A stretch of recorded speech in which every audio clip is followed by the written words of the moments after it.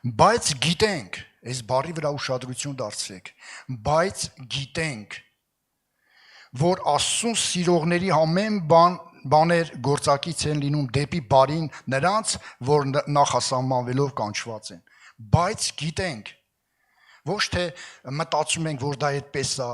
որ կարծում ենք, որ դա այդպես է, սա կոնկրետ խոսք է, առանց տատանման, բայց մենք գիտենք, որ ամեն բան, որ մեր հետ պատահում է, բարի գործակցություն ունի։ Աստծուն սիրողների համար ինչի մեջով ես այսօր դու անցնում։ Ինչ դժվարություններով ես այսօր դու անցնում, ինչ նեղություններով ես դու անցնում։ Աստված քո ուժերից վեր փորձություն քեզ թույլ չի տալու։ Ոչ միայն քո ուժերից վեր փորձություն թույլ չի տալի քո կյանքում, որ դուռը բացելու դրանից դուրս գալու, այլ դա բարի գործակցությունա լինելու քո համար, այսինքն օրհնված ու հաղթանակող ես դուրս գալու։ Եվ դուրս գալուց էլ նույն մակարդակի վրա չես մնալու, այլ օրհնված ես դուրս գալու։ Ձեռք բերումով ես դուրս գալու։ Փառք Հիսուսին, ինչի մեջով ես այսօր անցնում, ինչ նեղություն ունես քո կյանքում, ինչ դժվարություններով ես անցնում, մի նահանջի, մի հիասթափի, մի մեղադրի ոչ մեկին դրա համար։ Գուցե ինչ-որ մեկը մեղավոր է, պատճառը, որ դու դրա մեջ ես մտել։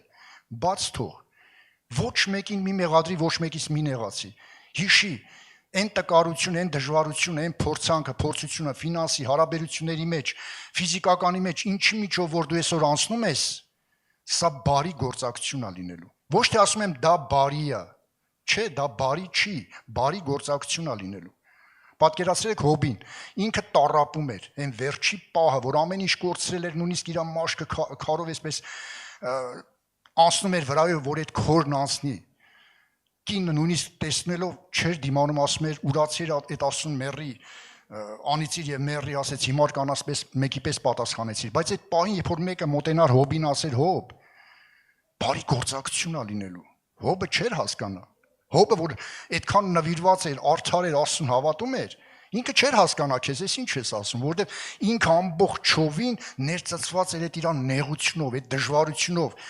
Նույնիսկ գուցե մտածում էր մեռնեմ, պրծնեմ սրանից, ոչ թե Աստծուն ուրանում եմ, չէ, դրա մասին ինչ խոսք չի, ինքը չուրացավ, բայց մեռնեմ, պրծնեմ այս վիճակից, այս ինչ վիճակ է ինձ տիրել։ Այդ պահին մեկը մոտենում ասում է Հոբ, բարի գործակցություն է լինելու։ Երբ որ մարդը նայում է իր նեղությանը, ինքը չի հասկանում, թե դու ինչ ես ասում։ Ինքը չի լսի քեզ, թե ինչ ես ասում, ես ինչ եմ խոսում։ Բարի գործակցությունը սրա որն է համի եղբայր։ Հիմի մեծ նեղության մեջ եմ, դու նայես բորբոքված նեղությունը, դու ասում ես բարի գործակցություն։ Այդ պահին մարդը քեզ չի կարող հասկանալ, չի կարող ընդունի, որովհետև ինքը տառապում է, ինքը ելքը չի տեսնում, իրանք տեսնում է մեռած ու թաղված իր խնդրի մեջ։ Օգնող ձեռքը բազուկ Աստծո այդ պահին ինքը չի տեսնում։ Ինչպես այն երիտասարդի հայրը, որ մոտեցավ Հիսուսին, ասեց քո աշակերտները չկարացին ոչինչ անեն, մի բան արա, ասեց հավատում ես, ասեց հավատում եմ, բայց հետո ասեց օգնիր իմ անհավատությանը։ Ինչ եք կարծում, քրիստոնյաներ անդադ այդ նիվելի մեջ են 100%-անոց հավատքի, չէ։ Այդ պահերին նույնիսկ քրիստոնյան տկար է հավատքի մեջ։ Չի հավատում այն խոսքերին, որ Աստված ասել է իր համար։ Ով ասես թե 100%-անոց քո նեղության մեջ դու հավատում ես Աստծո խոսքին, չէ, այդպեսի բան չկա։ Եթե դու չես հավատում, տկարություն ունես հավատքի մեջ, ես հորպես ասա Տեր օգնի իմ անհավատության այս պահին, որ ես բարկություն չունենամ իմ սրտի մեջ, որ ես քեզանից նեղված չլինեմ, թե ուր ես ինչ է իմ հետ պատահում, որպեսզի ես չտկարանամ հավատքի մեջ, չթողնեմ մեկտեղ հավաքվելը,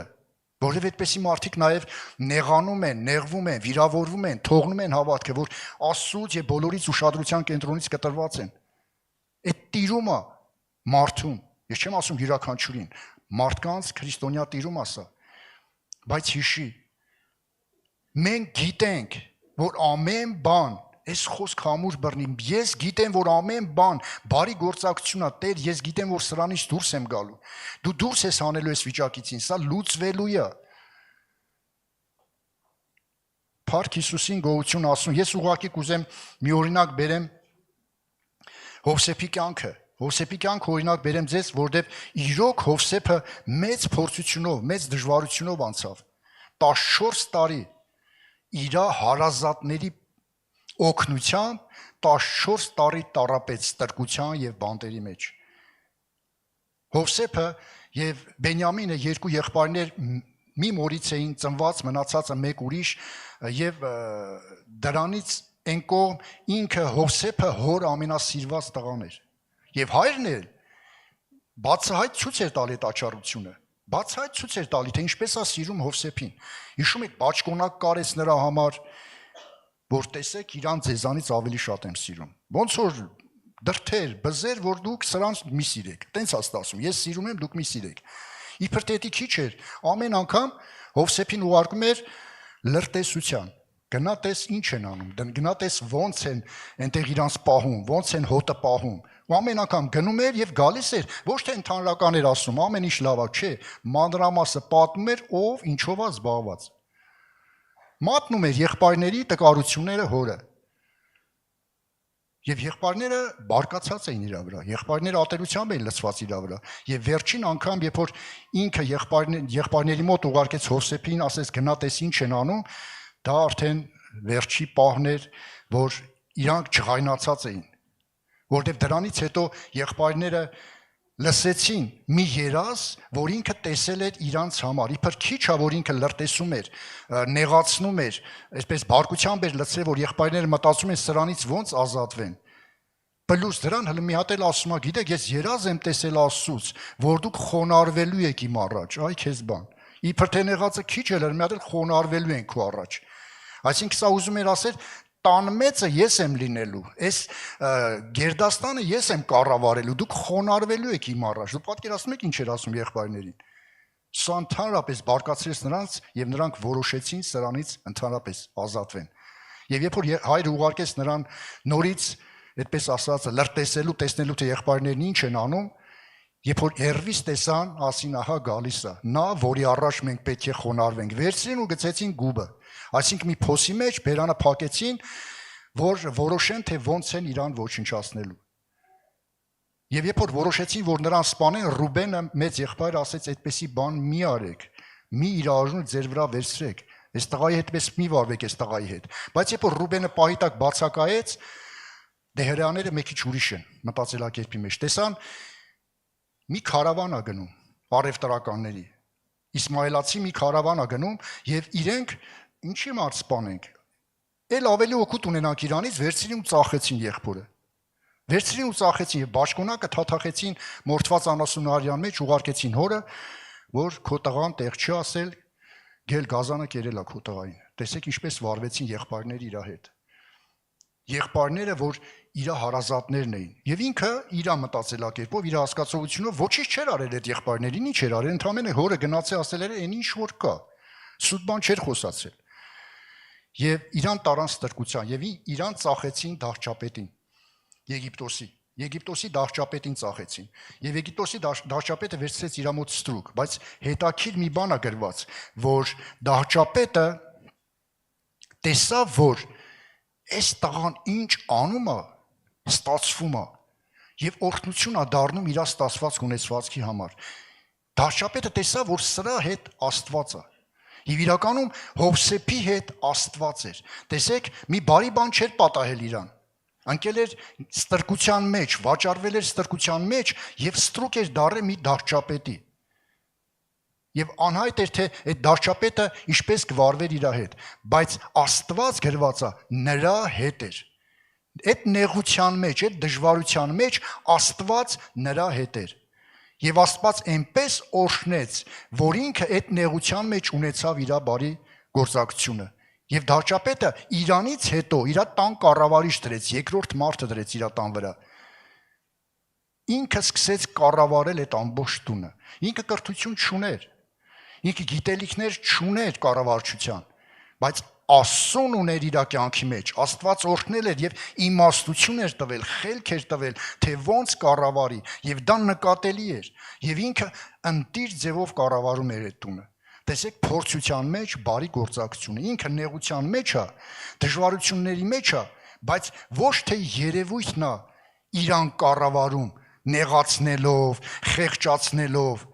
Չէ, շատ ժամանակ մեզ շրջապատող երևույթները ինչի միջով են անցնում, ինչ դժվարության միջով են անցնում, մեզ խեղճացնում է, մեզ վախեցնում է։ մեզ նահանջի է տանում մեկտեղ հավաքվելու, Աստծուն վստահելու, հավատալու Աստծուն։ Մենք խեղճանում ենք այդ պահին։ Բայց տեսեք, ինքը չնայեց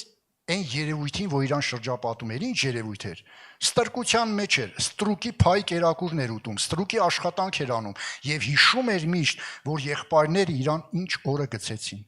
Ինքը չնայեց այդ ամեն ինչին։ Դրանք իրան չէին կառավարում, իրա վրա ազդեցություն չունեին, այլ ինքն էր կառավարում իր կյանքը, դեռ քիչ էր, ինքը կառավարում էր ամբողջ տուն, այսինքն իրավիճակները իրան չէին խեղճացնում,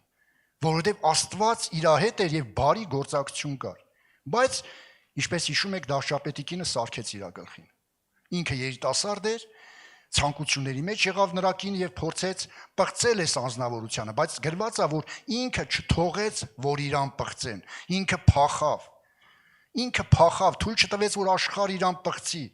այլ սրբությունը ավելի բարձր գնահատեց, Աստծո հետ իր հարաբերությունը ավելի շատ գնահատեց, իր հույսը, որ երազով ուներ, ինքը ավելի շատ բռնված էր դրանից, քան թե այն ցանկություններից, այն հնարավորությունից, որ աշխարհը իրան առաջարկում էր,